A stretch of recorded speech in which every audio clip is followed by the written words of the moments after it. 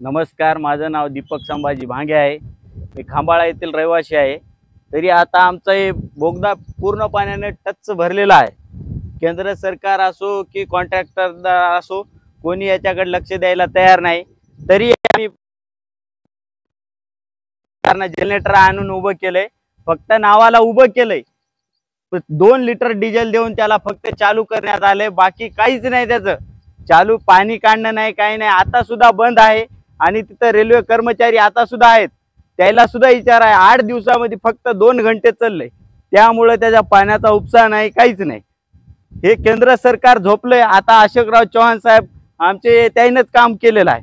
फार नंबर 1 ते बघा, तिथं रोड मधून झरे निघालेत बघा पावसात, हे तिथून सुद्धा पाणी निघालेलं आहे। आता म्हणजे तुमच्या पाठीमागच बघा, आता ही शाळा आहे पुढं पाठीमाग, तर तिथं रेल्वे ट्रॅक आहे। रेल्वे ट्रॅक म्हणजे लाईटचा आहे ते, जर त्याच्या खालून लेकरं बिकरं जर गेले तर डायरेक्ट छत्री जर असेल तर करंट उतरते त्याच्यात तरी। आणि या इथं कॅलन बघा, आता हे छोटासा रस्ता आहे, त्यासाठी आमची काहीच मागणी नाही। आम्हाला पाणी तरी काढून द्यावं, नाहीतर रस्ता हा या आता खूप असं यालेत आश्वासन करून चलेत। मग आता अशोकराव साहेबांचे आम्हाला लय उपकार। आता असे भयानक रस्ते मुगटला बघल्या तर कमर इतकाले खड्डे आता मुगट मध्ये आमच्या खांबाळ्यामध्ये पोरगी द्यायला बिकन घ्यायला बिक असे टर कापालेत, कारण की त्या रस्त्यामुळं। बाकी अडचण काहीच नाही, पोरं शिकलेले सुशिक्षित ओकेच आहे, त्या रस्त्यामुळे आमची हे बेहाल आहे बघा। हॉस्पिटल मध्ये जायचं म्हणलं तर काहीच नाही, इथं जागेवर जीव सोडून द्यावं, त्यांना बस ॲम्ब्युलन्स मध्ये मदत तेवढं न्यायचं काम आहे। एवढं बेकार अवस्था, आणि इथं जवळच आहे, त्याचं काय नाही। आता हे बघा तुम्ही अवस्था काय आहे पाण्याची, एवढं पाणी आहे। मग केंद्र सरकार चिमुकले 7वी पर्यंत फक्त शाळा आहे इथं, पूर्ण लहान वर्गाचे विद्यार्थी आहेत। लहान वर्गाच्या विद्यार्थ्यांना जावं कसं? आता इथं सरकारचं कोणीच इथं लक्ष देणार नाही, काहीच नाही। आम्ही 10 वेळेस विनंती केली, आता जर ऐकतील नसतील तर आम्ही पट्टीवर उपोषण धरणार आहोत। बस आपल्या नांदेड जिल्ह्याचे खासदार देखील होते, याकडे खासदारांनी लक्ष दिलेलं नाही का? खासदारांनाही लक्ष दिलं नाही, आमदारांनाही लक्ष दिलं नाही। प्रतापराव पाटलाल चिखलीकराला आमचं गाव सुद्धा माहित नाही, खांबाळ कुठं आहे ते, एवढं बेहाल आहे। याने आतापर्यंत म्हणून या बारला ते पडलेत, तुम्हाला सांगायचं म्हणजे। आणि अशोक हा कधी येणार, कोणी येणार नाही, ते पैसा करता करायचं, पैसा करता काय मोनो सूर्यमान भांगे आहे। काय प्रतिक्रिया काय आपली? काय प्रतिक्रिया, माणसं मरायला नाही, काय प्रतिक्रिया आता दुसरी काय आता? यापूर्वी आपल्या गावकऱ्याकडून आमदारांनी खासदार यांना काय करता होतं का? काही दिलं नाही, काही दिलं नाही। पटरीला त्या पट्टीला, हा पट्टीला दिलेत बोगद्याच्या पाण्यासाठी। काय अवस्था कशी आहे? आवकच्या कसं लेकर बाळ घरात कोंडावं लागले शाळेतली। आतापर्यंत किती पडले? इथं 4 पडले माणसं, 4 माणसं पडले। हे काय उद्याच्या बघा कोपरा गुळ लावून त्या यानं हे केलं, काय त्या मुख्यमंत्र्यानं शपथविधी घेऊन एकनाथ शिंदेनं। तसा माणूस होईल का तुम्हाला? आता काय त्याचं संपलं, छत्रपती शिवाजी महाराजांचा त्याची शपथविधी घेऊन हे काम केलं त्यानं, केलं की नाही? शपथविधी घेऊन केलं काम। आता आपलं नाव काय? शेषराव मारुती भांगे। आपलं वय किती आहे आता? 70 वर्षामध्ये आपल्या गावचा विकास किती झाला? काही झाला, इथंच बोळा फिरवा मारुती पाशी, दुसरीकडे काय जायला रस्ता नाही। पोटा करता करायचं सगळे नाही, आम्हाला जायला बाहेर रस्ताच नाही।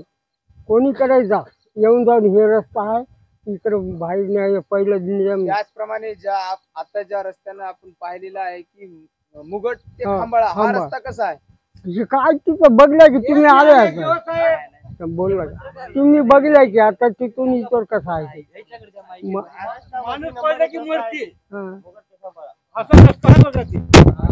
काय काका आपलं नाव काय?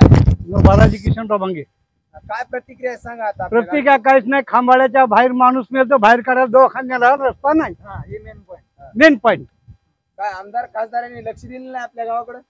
ते आमदार खासदार केव्हा येतात की केव्हा जातात की आम्हाला सामान्य शेतकऱ्याला माहिती राहत नाही। गाव खांबाळा गावच माहित नाही त्याला, आमदार खासदाराला फक्त मतदानाच्या टायमाला माहित राहते। तेच आहे की मग दुसरं काय? आताच आपल्या एका युवकाने सांगितलेलं आहे की या ठिकाणी असे काही युवक आहेत लग्नाचे, हा रस्ता नसल्यामुळे या ठिकाणी कोणी पोरी देखील देत नाहीत म्हणे खांबाळ्याला. हो यार, 100 पोर 150 पोर तयार आहे बघा आता लग्नात, कोणी येईन आले. कशामुळे नसेल? रस्ता नाही.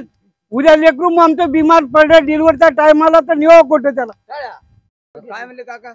नाही साहेबाला सगळंच माहित आहे, कोणाच्या घरी काय काय अशोकराव साहेबाला. काय माहित आहे? हा? काय माहित आहे? नाही आमचं गाव कसं आहे काय आहे, आम्ही मतदान कोणाला देता त्याला सगळंच माहित आहे. बरं. हो या भागाचे नांदेड जिल्ह्याचे चिखलीकर साहेब आमच्या इकडे आलेच नाही. केव्हा आलो हो? मतदानाला फक्त आलतं, मतदानाला बाकी येते. काहीच माहित नाही त्याला. गाव कुठं आहे ते माहित नाही. मग कदरूनच्या नायगावकराला मतदान दिलं. तेव्हा आता या इलेक्शनला आम्हाला काय काँग्रेसला निवडून द्यायचा हे नव्हता, मात्र या रस्त्यामुळं आणि या बोगद्यामुळं आम्हाला बीजेपीला सोडावं लागलं.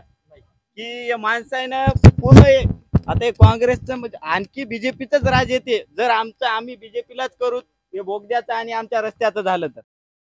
आता येत्या काही 1 ते 2 महिन्यामध्ये निवडणुका लागणार आहेत. हो तर त्यामध्ये या भागाचे नेते आहेत, त्यांची कन्या देखील या निवडणुकीमध्ये उभं राहणार आहे हो नांदेड जिल्ह्याची. हो. तर येत्या काळामध्ये आता आपल्या गावाचा विकास पाहता आपण कोणाच्या बाजूने आहोत? आता जर आमचं एका महिन्यामध्ये जर रिझल्ट लावून जर कामाचे आमच्या चांगल्या पद्धतीनं जर केलं, कोणीही करो कोण्याही पक्षानं, कोणताही पक्ष असो, आम्हाला काही देणं घेणं नाही. आमच्या कामाशी मतलब, आम्ही त्यालाच विजय करू. आमच्या पूर्ण गावाचं बहुमत आहे. हो. यापूर्वी आपण कोणाच्या बाजूने होतो गेल्या लोकसभेमध्ये? गेल्या लोकसभेमध्ये या आता पाठीमागच्या का काँग्रेसच्या पूर्ण. कशामुळं? बीजेपीनं आमचं कोणतंच चांगलं काम केलं नाही. हा कोणतंच. आमचा विकास म्हणजे विकासाच्या नावाखाली पूर्ण भ्रष्टाचार आहे. हा त्यामुळे तसं ते मुगटचा रस्ता झाला नाही. जसं आम्हाला कळतं तसं आम्ही कमरे इतक्या खड्ड्यामधून जाता. हा जर कोणाची गाडी घ्यायची जरी इच्छा असेल तर त्यानं गाडी घेतली तर नांदेडला ठेवायची, गावाकडे नाही आणायची. एवढं बेकार पोझिशन. नाही 5 वर्षापूर्वी रस्ता करतो म्हणाले. 15 वर्ष हा, 15 करतो म्हणतात, पण आम्ही अजून सोडलं नव्हतं त्याला. पण कालच्या बाला दणका दिला ना, अजून काही दणका देता. ते बघा कोणाला दणका देऊ, काय होईल बीजेपीला दणका देता, काँग्रेसलाच आणता अजून काही.